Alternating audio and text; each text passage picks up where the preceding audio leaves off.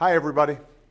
On Wednesday, I spoke about what we need to do as a country to build a better bargain for the middle class, to make sure everyone who works hard has a chance to get ahead in the 21st century economy.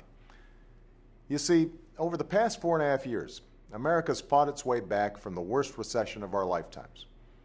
We saved the auto industry, took on a broken healthcare system, invested in new American technologies to reverse our addiction to foreign oil, and changed a tax code too skewed in favor of the wealthiest at the expense of working families. As a result, our businesses have created 7.2 million new jobs over the past 40 months. We produce more renewable energy than ever and more natural gas than anyone. Healthcare costs are growing at the slowest rate in 50 years, and our deficits are falling at the fastest rate in 60 years. Thanks to the grit and resilience of the American people, we've cleared away the rubble of crisis and begun to lay a new foundation for stronger, more durable economic growth. But as any middle-class family will tell you, we're not yet where we need to be.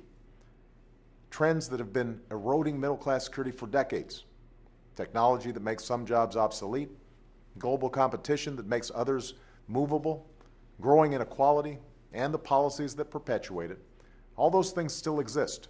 And in some ways, the recession made them worse. Reversing these trends must be Washington's highest priority. It sure is mine. But over the past couple of years in particular, Washington has taken its eye off the ball. An endless parade of distractions and political posturing and phony scandals shift focus from what needs to be done. And as Washington prepares to enter another budget debate, the stakes could not be higher. The choices we make now will determine whether or not every American has a fighting chance in the 21st century.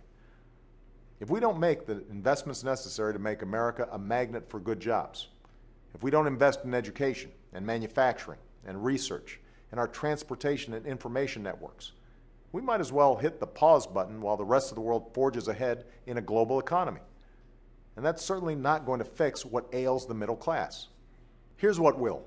A strategy that builds on the cornerstones of what it means to be middle class in America and what it takes to work your way into the middle class. Good jobs that pay good wages. An education that prepares our children and our workers for the global competition they'll face.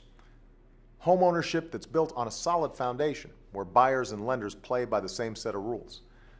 Affordable health care that's there for you when you get sick. A secure retirement even if you're not rich, and more chances for folks to earn their way into the middle class as long as they're willing to work for it.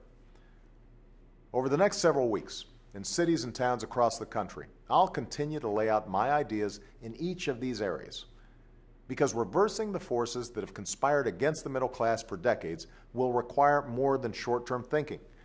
It'll require a long-term American strategy based on steady, persistent effort.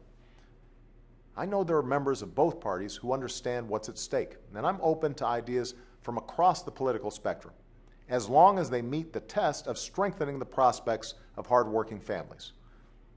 But repealing Obamacare, gutting critical investments in our future, threatening to default on the bills this country has already racked up, or shutting down the government just because I'm for keeping it open, none of those things add up to an economic plan. None of that will take this country where it needs to go. We can do this if we work together. It won't be easy, but if we take a few bold steps, and if Washington is willing to shake off its complacency and set aside some of the slash and burn partisanship we've seen in recent years, our economy will keep getting stronger.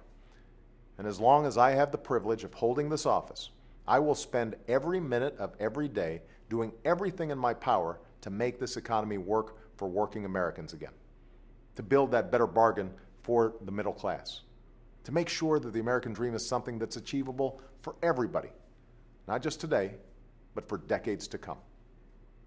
Thanks, and have a great weekend.